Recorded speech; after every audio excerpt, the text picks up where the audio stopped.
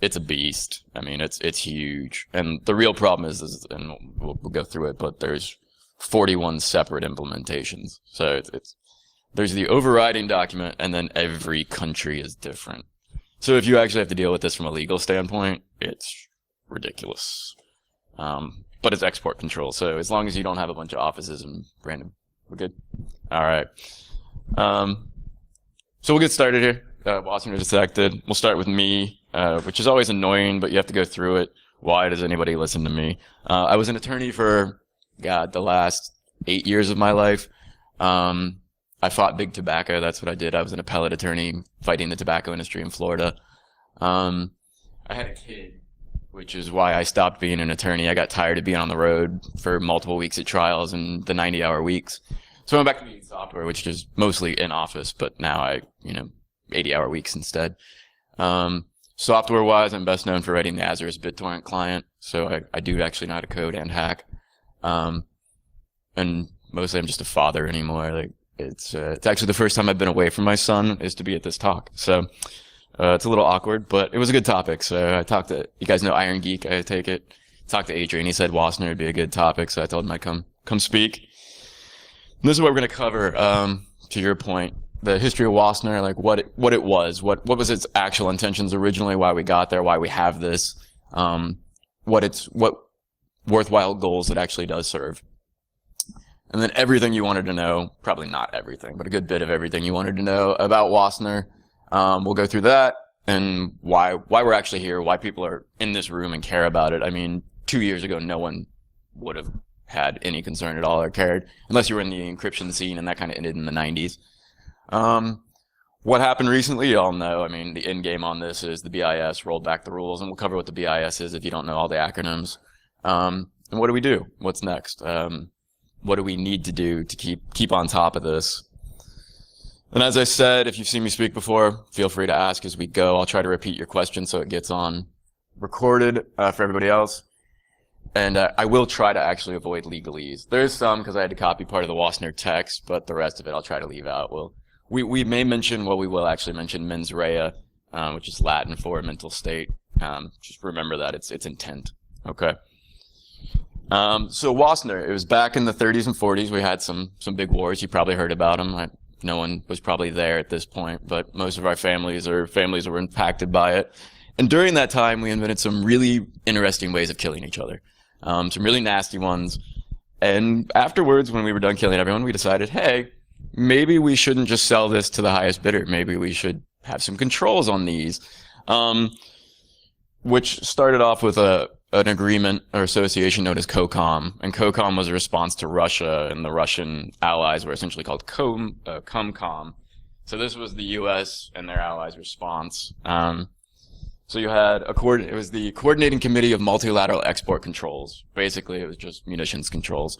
We don't want to sell a bunch of guns to Russia or their allies, and we don't want our allies selling to them. So let's put some restrictions on it. And that's what we had. We had 17 members. The exact details don't matter. It was mostly the allies versus the Axis. It was a weapon embargo, like I said, it was mostly Russia. And it existed until 1994. I mean, it was a long-running agreement, but it was getting dated. And we needed to control what was known as dual-use goods. So dual-use goods are, multi-purpose, and we'll talk about that. Anyone ever deal with GPSs a lot? Do you know what COCOM limits are? If you deal with any kind of ballistics or rockets, COCOM limits are, if you trigger, I think it's above 30,000 feet or 18,000 feet and 50 miles per hour, something like that. And it depends on the chip implementation, but if you hit that high, the accuracy goes out and the chip stops, so you don't make a ballistic missile. What? No, they drop out. So they actually have a lot of problem with weather balloons. For example, some of the chips are programmed if one condition is met, which is really funny. So you hit 18,000 feet with a weather balloon, your GPS just drops out, because, you're clearly doing something terrible. But that's what COCOM is probably the biggest impact that we deal with unless you manufacture arms. So Wassenaar is the replacement. Wassenaar replaced COCOM. It popped up in 1996, and it was covers pretty much everything, to be honest. I mean, it's a very broad agreement. There's hundreds of pages of definitions of what's covered. It covers traditional munitions, And it covers dual-use goods, as I mentioned. Dual-use goods are something like a helicopter. You could use it for protection services, or you could use it to blow up people. So it's dual use. Same with GPS chips. You could use them for good things or bad things. Supercomputers, anybody remember the whole SGI debacle in 1998? SGI was they sold a supercomputer to Russia, which they were using. It was capable of doing nuclear simulations, and then the US freaked out about it. Bad news for SGI. Back in the COCOM days, Toshiba had a big faux pas. They sold some equipment they weren't supposed to, and we'll talk about it, but the own country handles the regulation over their own entities. So Toshiba is Japanese, obviously. They were under the Japanese controls, but the US freaked out about it. So Congress tried to propose shutting down Toshiba. It was interesting fights there. I assume most of you remember the encryption wars. We're going to cover them a little briefly, but I assumed everybody would be familiar with that from the 90s, unless you're too young. If you're too young, good on you. You're probably a lot happier with the US. If you do remember it, it was just a ridiculous era of bureaucracy. So what happened? Wait, sorry. Does anybody remember these shirts? This shirt under the encryption wars under Wassenaar was a munition. That shirt was classified as a controlled munition because it contained the key length is too long for the IRSA encryption. And when they were locking down encryption, that if you showed that shirt to a foreign nation, you could be really, really punished. It's pretty awesome. So they did some cool stuff like that. I'll show you my favorite thing that came out of that later on from the encryption wars, which will be useful for people with Wassenaar eventually. Anyway, December 2013. Every 2 years, the Wassenaar participants meet and they propose updates and modifications to the current rules. Well, in December 2013,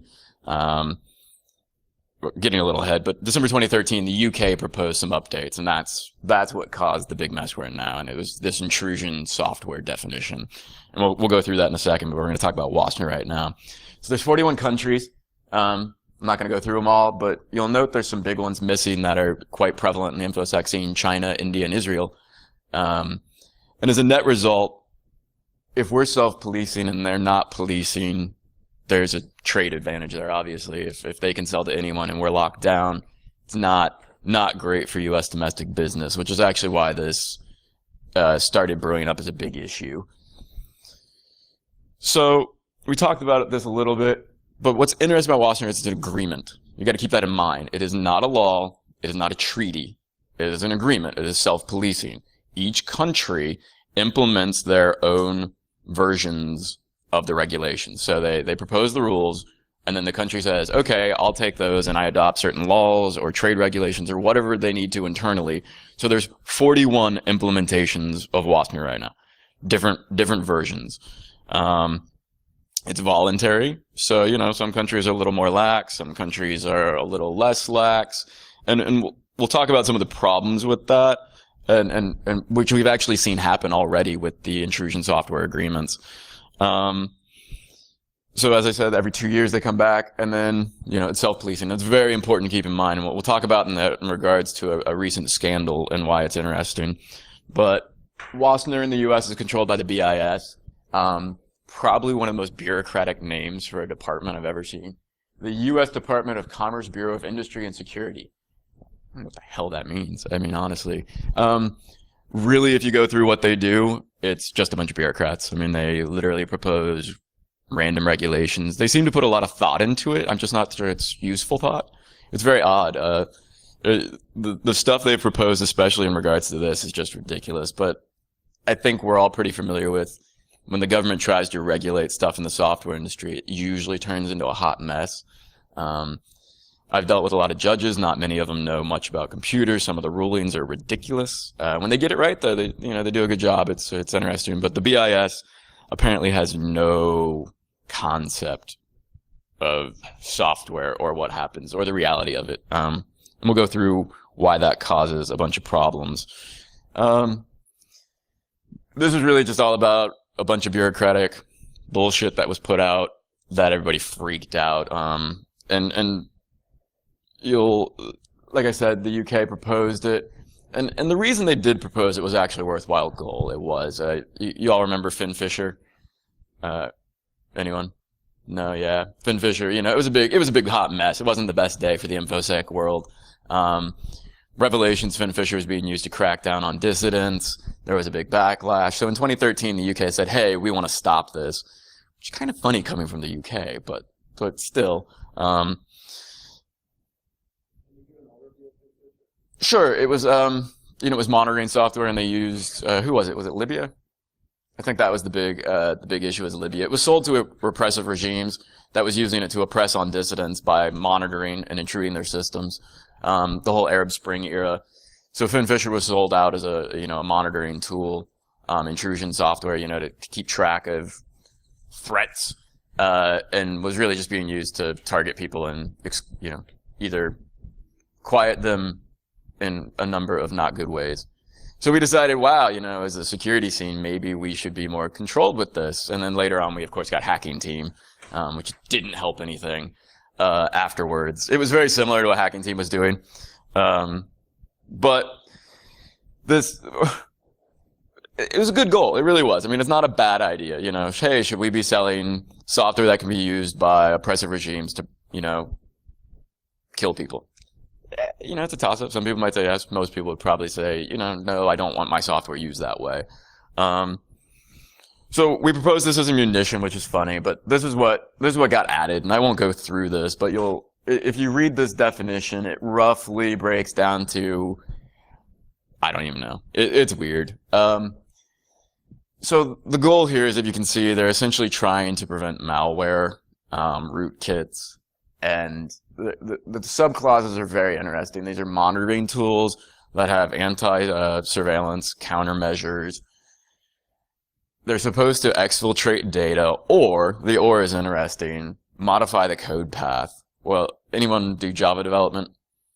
If you do any bytecode manipulation, you are now intrusion software. If you have any kind of monitoring abilities, like, recording logs.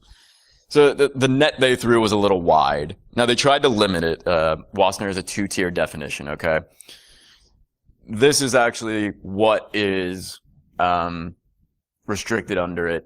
And you don't need to read all this. The reality is that the net was just too damn big. It comes down to pretty much everything. What this roughly says is anything that could be or is used to handle intrusion software, which is roughly any piece of software anymore, is under export controls.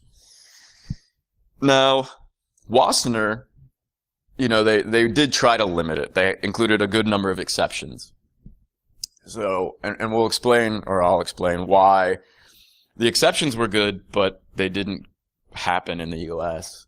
So hypervisors, debuggers, or software engineering tools. Those aren't really defined. So, whatever. But the idea was to not prevent people from doing research, which is actually excluded. In the public domain doesn't actually mean the same legal definition of public domain. I should be clear about that. No software in the US is actually in the public domain. Just the way our copyright rules work, it's automatically copyrighted. You can issue a license to put it to available free use, but it's technically not in the public domain. So the definition of public domain under Wassenaar is really just open source or freely available. And it's funny, if you actually read the text of Wassenaar, it says, copyright restrictions do not restrict or do not impede what the public domain is, which is just funny, because it's exactly what copyright does, but they've just excluded it. Which is, you can clearly tell this shit was written by attorneys, because if it doesn't make sense, an attorney wrote it. It's the only time you can literally put something in there that's like, nuclear munitions equals purple monkey dishwasher, and for the rest of the contract, it means purple monkey dishwasher. Despite you constantly say nuclear munitions over and over, and I don't know why attorneys haven't figured out how to write normally. Well, as an appellate attorney, it used to drive me absolutely insane. I hated legalese. And Wassenaar could definitely use a rewrite. As you can see, there's this basic scientific research. It's a rather broad definition, essentially trying to allow malware analysis in companies to continue researching, or companies to do their own research internally. But it doesn't work. What they defined works out to, the net's too wide and the exception's too narrow. It ends up over-regulating by a good swath. And the patent application, I think, is super interesting, and I'll talk about that at the end of the talk. But that kind of exception always eats the rule. Always. Because we'll wait for that. But So not the end of the world. It's really wasn't terrible. It was a good first run. And these are guidelines, right? These are guidelines. So each country can go in and say, hey, you know, we're going to make this a little more broad. This is a starting point. But there were immediate problems. There were. I mean, as soon as this came out, several companies announced we're going to drop this division of our company. Vupin, if you know them, they shuttered parts of their business and restricted sales to only Wassenaar countries. There was a researcher in the UK recently, a younger guy who was releasing some analysis of Microsoft's latest security protections. He refused to release the actual exploits. He was advised not to, because he could violate Wassenaar if the research was handed to non-Wassenaar countries, which obviously if you put it online, it's going to get somewhere. And then you mentioned this actually, HP pulled out of Pwn to Own, citing, not that they're shutting down half their business, of course. They cited Wassenaar, which is funny. They cited Wassenaar's Japanese implementations. Had nothing to do with the U.S. It was Japan's version, which Japan's version is very vague. And that's one of the big death knells of any law, and which is why it's unconstitutional in the U.S. to have a vague law, arbitrary and capricious enforcement, right? So in Japan, they had this vague law and nobody had a clue. I mean, even the Japanese bureaucrats couldn't tell them what was covered and what wasn't. So you're not going to step into it and go fight with a country about export controls. And it gets real tricky when you've got foreign participants, because now you got a foreign nation and you can't disclose things under Wassenaar and it gets bad. And this was an immediate impact. I mean, this is actually what's happening now. So most countries have implemented Wassenaar. The U.S. has just dragged its feet for 2 years. And I'm not actually quite sure why on that. So it's funny. We'll talk about, We'll talk about why the U.S.'s job was so stupid. So you got to remember, there's Wassenaar itself, and then the U.S.'s version of it, right? And the U.S. version is why everyone in the U.S. freaked out. Wassenaar, nobody actually really cared about. There was a couple papers out, and people were like, "Oh, this seems odd," but nobody cared until there were proposed rules. And then when the rules dropped, it was May 2015. Everyone freaks out, and everyone freaked out because this is what the BIS dropped. And this is essentially the core of what they put out. The biggest thing you'll notice, and it's on the next slide here, and I'll leave this up for a sec. The biggest thing you'll notice is that they dropped all the exceptions. They dropped all the exclusions. They dropped the research. They dropped the public domain. They dropped the patent. They basically just said everything is under export control, which is bad. Very bad. So instant and nearly universal reaction to this, which I assume is how did everyone in here get involved with Wassenaar or become aware of it? Twitter, people freaking out, or news posts? Yeah, I mean, it's funny, I was an appellate attorney doing personal injury suits, right, tobacco. I was getting calls about this, like, from companies like Sam's, who I happen to just be talking to, who were like, hey, you're an attorney and you know technology. What do you think about Wassenaar? And, you know, what do you say other than it's a fuck job? I mean, that's really, what's the best legal advice I can give you? Pray. Hire more of me. I don't know. It's hard to say. So they release this and everybody freaks out instantly. I would actually love for somebody to show me someone in praise of this. I couldn't find one. I went to the second page of Google, for God's sake, and I still couldn't find one. That's when you know shit's gone bad. Like, if I'm on page 2, it's not there. So, like I said, the proposed goals go further. They actually step over what Wassenaar requires. So for some reason, the U.S. was like, hey, we're self-policing. Let's really police ourselves. Which, it doesn't make sense, right? We're protecting, you know, the goal, again, remember, is to protect dissidents and oppressive regimes. Okay, well, we've got export controls. Well, the BIS's rules essentially said, we want to take complete and utter control over almost every piece of security software. And it's not even just security at that point, due to the broad definition of intrusion software. Remember, it's pretty much anything except a hypervisor, debugger, etc. But oh wait, the BIS dropped those too. So it's just about anything. I mean, almost every software company would be under control. And worse yet is it started the research areas it was going to shut down because there's no research exception. Bug bounty programs went right out the window. Nearly impossible to administer at that point. And then you need an export control license for everything. So I should have clarified this earlier. Wassenaar, you can sell this stuff to countries outside Wassenaar. You need a license. Has anyone ever dealt with a government agency? So my wife's from London, and I did her immigration paperwork. The USCIS is a living nightmare. Fuck you. Hate them. Hate them to death. I wish they would be disbanded immediately.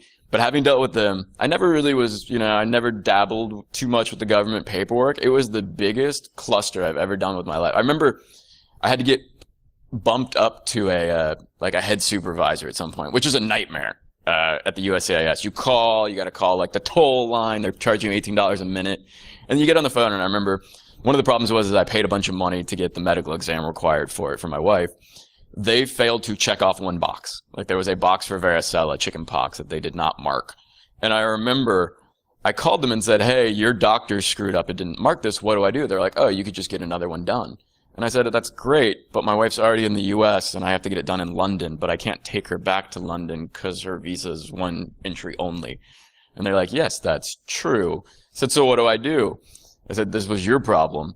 And I remember they said the rules were in conflict. One rule said I had to do one thing and the other rule said I had to do the other. And I explained it to them and they're like, that is a problem. And they're like, well, you could get it done locally in the U.S. and pay another like stupid amount of money. Or you could file this waiver. And I said, well, what's the waiver involved? They're like, about 6 months of processing. And I remember just freaked out. So I submitted the paperwork without any changes and they passed it through anyway.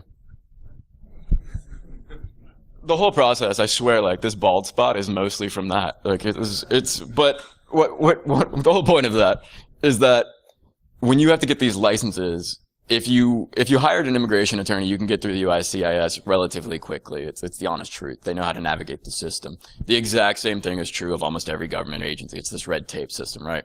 So if you've got the funds and the resources, you can get ahead in line, which is why a lot of smaller companies freaked out.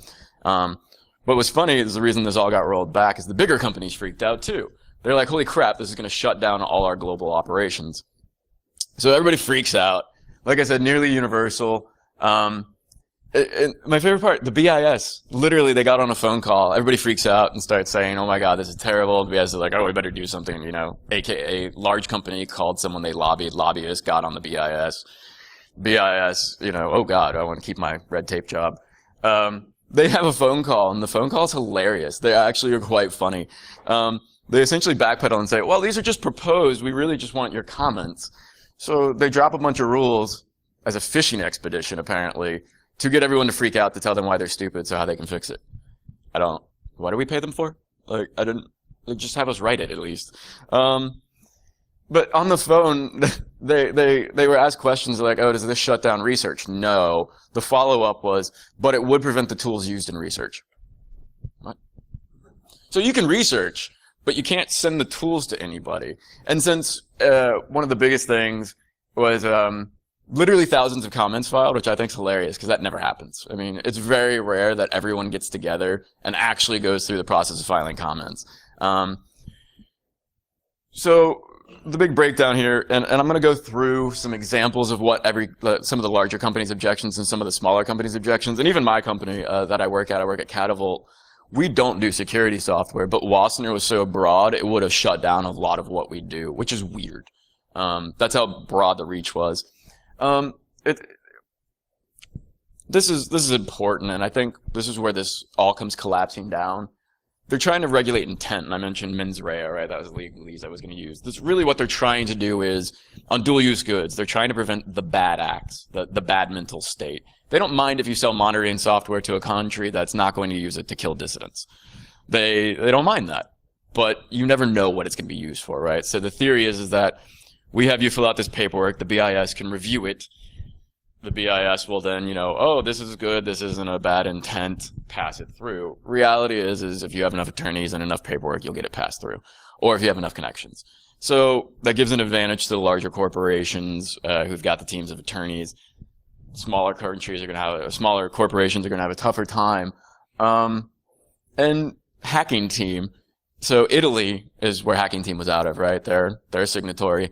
Their emails revealed that they were quite adept at getting export controls for their software. So even though they were selling it to oppressive regimes to kill people, they still got their licenses. Or when they couldn't get one, they just sold it anyway. So that's pretty awesome, right? Like, genius.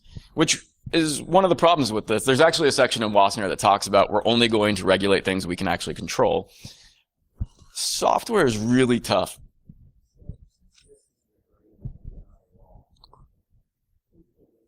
Self-policing. So the question was, since this is an agreement and not a law, each country polices themselves, or if a country is offended by actions of someone else, they could try to sanction them inside their own territory or own jurisdiction.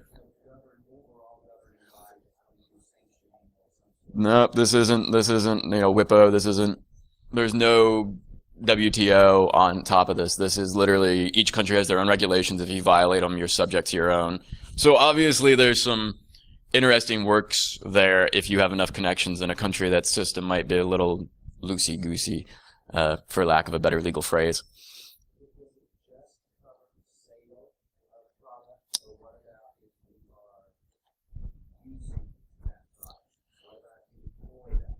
Well, deployment, it's export, right? So if you sold it, export typically involves a sale. So yeah, if you export it and install it, that's covered under the branches.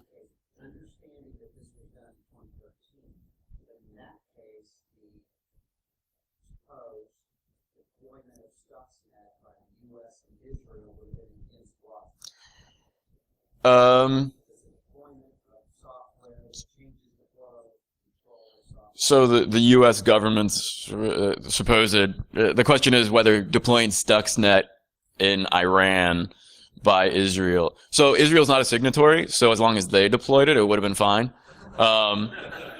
So that's cool. The U.S. selling it to Israel, they probably wouldn't need a license, except it's the U.S. government, so they're going to do whatever the hell they want anyway, let's be honest. Deemed exports.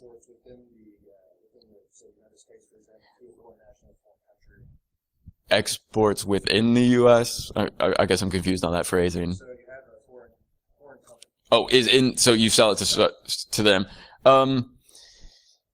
That's a tough one.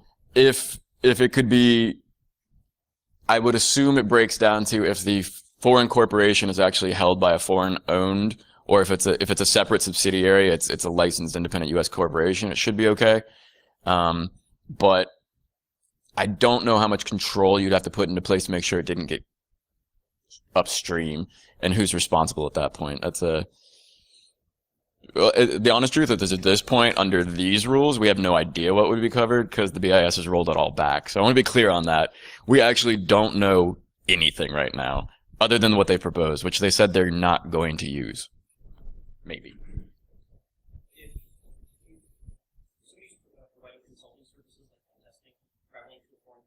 Yeah, God help you.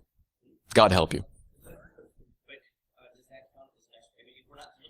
It's services would be covered. I mean, any assistance on intrusion. So my guess is if you're flying, the question was if you're traveling to a foreign country, are you subject? The trick is that you're most likely bringing tools with you that would be under violation of Wassenaar at this point. So yes, when you went to a foreign country not covered by Wassenaar as a signatory, and you installed those tools, you brought those tools and gave access to a foreign country, so you're boned. To a Wassenaar country? Brazil. And I downloaded Kali from a non-Wassenaar mirror. Oh yeah, God help you. Yeah.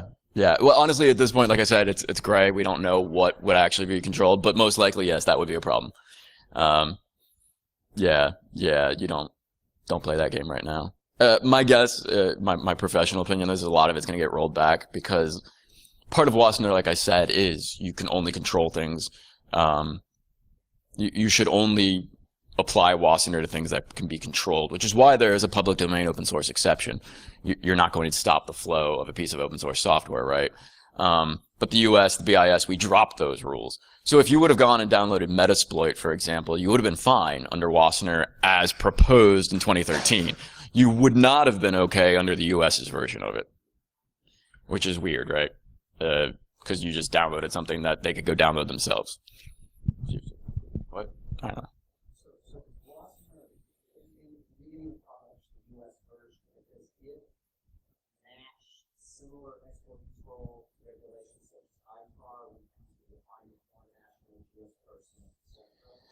They're roughly parallel. I mean, the actual Wassenaar agreement, yeah, and the U.S.'s controls are pretty uniform. I mean, they do rely on a bunch of other definitions from other sections or other agreements. I mean, it's pretty standard of what the definitions of foreign national is, etc.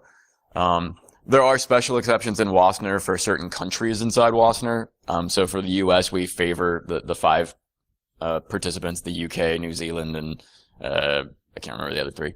But there are certain exceptions where we can give them extra things because they give the NSA data. That's really what I believe the exact phrasing is something along the lines of. God, I can't remember what it was. Something along the lines of like these countries are in parallel with the U.S.'s cyber. I don't know. It's basically a bunch of red tape speak for they give us data on their citizens. It's really what it is. It's weird. So we're gonna go up to here. This is what most everybody freaked out about. It literally placed the security industry and largely the software industry as a whole under BIS's control. So you took something that was relatively a free market and jumped it under a bunch of BIS goodness, which shut down security research largely. And as we know, security research and software in general moves a lot faster than traditional arms, which is why this breaks down pretty easily. This isn't, building a nuclear bomb. This is building software, which, has a smaller time scale than the amount of research. Plus, it's a lot harder to move a tank or a helicopter than it is to email someone something, which is why these controls are odd. Global teams is a huge issue with this. If you have a multinational corporation, if you have a team in Brazil, if you email them some piece of software that you're using to pen test your network that modifies control of execution and does monitoring, you have violated Wassenaar. Yes.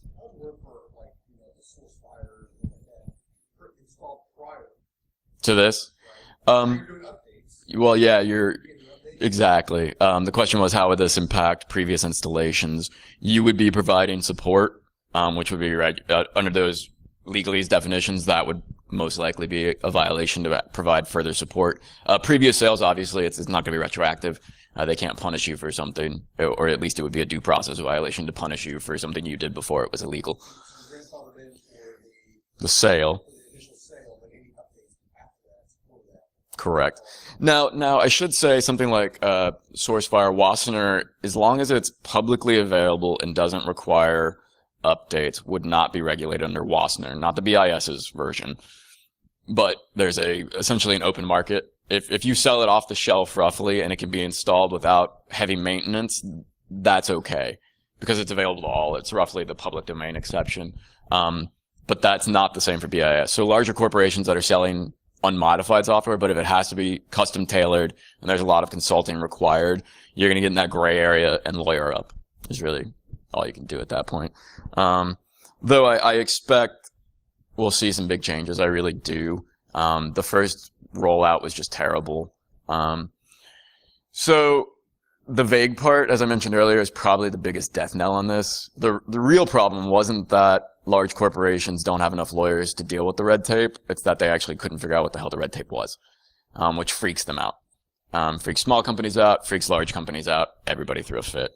So I'm just going to run through some quick examples of where this actually causes impact and go through specifically Google and Facebook's objections to this because they were probably the two biggest dissents on this. They got the most press. But my company, Catavolt, we do hire pen testers to test our system.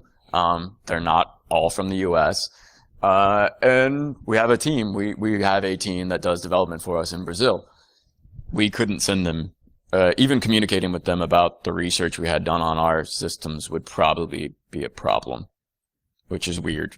So I can't, like right now I can pick up the phone and just call the guys and gals and say, hey, we noticed this problem, or, hey, there's a bug in this section. I couldn't inform them about a bug in their code. It would be a problem. Like I said, my software, we write a piece of software that you give it data and it'll build an app for you. Is really what it does. It generates the UI, etc. It's pretty cool. It does heterogeneous database joins, which is why I love the company, because I spent years as an intern at an insurance company trying to get Hibernate to do heterogeneous data joins, and it was a nightmare. So when I went to this company and they showed me that they were, joining SAP with MySQL, with, SQL, with Postgres in one call, I was like, wow, that's awesome. So it's pretty cool. It actually has a really good security model, I should say. But, yeah, just like I said, if I emailed the security at Lyric, problem, because we have multiple teams. And I thought the most interesting one for our company was, we install, like we have a lot of clients in Brazil, for example. We install systems and then we'll harden them if we're asked to. We install a piece of software behind their firewall and, freaks some people out. So they want it hardened, whatever. So we'll go down there and harden it for them. That would probably be a problem at this point, which is weird because we do it all the time. We don't sell monitoring software. We don't sell, no one's gotten shot as far as I know over what we do. But our system gathers information and modifies execution. So we would be intrusion software and shut down because Brazil's not a participant. What? Why? Like, clearly not the goal. Like, well outside the range. Bug Crowd, which is Sam's group. If you don't know Bug Crowd, they do private public bug bounty programs. Really cool company, really interesting out of San Fran. They were actually some of the first people that pitched me on Wassenaar about the issues with it, asking me questions. They have researchers all around the globe, and the U.S.'s implementation, the BIS's proposed rules on Wassenaar, would roughly have shut down their company if I understood it, or at least would have made it so difficult to implement, it would have been useless. I mean, they would have had to get export licenses for any companies outside the U.S. If there were any subsidiaries that were outside Wassenaar, you would have had a problem. Any researchers not from a Wassenaar group would be a problem. Downstream issues, bad. I mean, it would have had a major impact on their business. So as far as I know, it was a great success when the BIS said they'd pull it back. Did you guys have a big party? Because you didn't invite me, I'm just saying. We were happy, I'm sure. There wasn't a big party. It was still looming. There's a big fight. Sam was telling me an interesting story about they filed a comment and then a bunch of a lobbying group started calling them off the comments they filed to ask if they wanted to pay money to get it lobbied against. Maybe the first round was just a ploy from the lobbying group to get paid to lobby against itself. I don't know. It was interesting though. It wouldn't shock me. I'm a little cynical if you haven't noticed. Facebook, this is what they objected to. And the next slide is probably my most favorite thing about this whole thing, so I'm going to talk that up right now. But it was one of Google's comments, and it still makes me laugh to no end. So the no intra-global company was a big deal. Like I said, we already talked about that. The increased cost due to regulations, it probably would have skyrocketed the legal department's costs. Trying to figure out what needed a license and then actually applying for the licenses. And I don't know if the fee schedules were ever put out on what it would cost or how long it would take. So you got to think, if you found a 0-day and it was on a deployment in some foreign country that didn't have Wassenaar, you got to get a license, send it out, get approved. By the time that's all done, you've probably been pwned. I mean, that's just really how it is. They strongly objected to the fact that it limited information sharing. So like I said, like I couldn't email my team in Brazil. They couldn't email their teams in non-Wassenaar countries. And they were worried about the whole bug bounty thing because they do private bug bounty programs. But Google, I'm going to start with the last one of Google's objections because I don't know why, it just makes me laugh to no end. One of their actual specific recommendations to the BIS was to add a flowchart. Like, so they freak out about everything, and then at the end they're like, this is really vague, you need a flowchart. And it makes me laugh to no end because I know an attorney wrote that. Like, there's some thought process there that it's all better if you just put a flowchart in it. I don't know why. Like, these rules really suck, but I can make a bubble. Like, I don't know what to say. Like, every time I see it, it just makes me laugh. Like, that's actually in their comments. Like, you should have a flowchart. Why don't you fix the fucking rules? Like, Jesus Christ. Like, no, these rules suck. Add a flowchart. I don't know. It blows my mind to no end. They objected to the vagueness, of course. They specifically stated that they would need tens of thousands of licenses, which I thought was interesting because it's actually probably true. I did like number 3. I liked it a lot. I thought they worded it the best out of all the comments. Under Wassenaar, reporting a bug to a manufacturer that was not a Wassenaar signatory would have been a problem. Which is really fucking dumb. Like, it just is. it's so asinine and backwards for anybody in the InfoSec community to think that responsible disclosure is now most likely a felony under whatever the rules would have been proposed. Like, I mean, you already are like on gray zone when you report one. Like you're worried if the company's going to sue you anyway, or try to break you down enough. You don't need an extra U.S. felony looming in on top. Has anyone read the book 3 Felonies a Day? Like everyone in the U.S. roughly commits 3 felonies a day. We probably in large commit more. If Wassenaar had come through, we would be like off the charts. Like we would just be done. They had the intra-business and as I said, the flow chart. If anybody's got any comments on the flow chart, I'd love to know why that's better. It's just loop. Like, God help you. I don't know. Like, it should just say software. Yes, license. Like, I don't know. It was bad. So what happened? Complete and utter explosion. And it was rather quick. Credit where credit is due. I am a cynical man in general, especially when it comes to government red tape.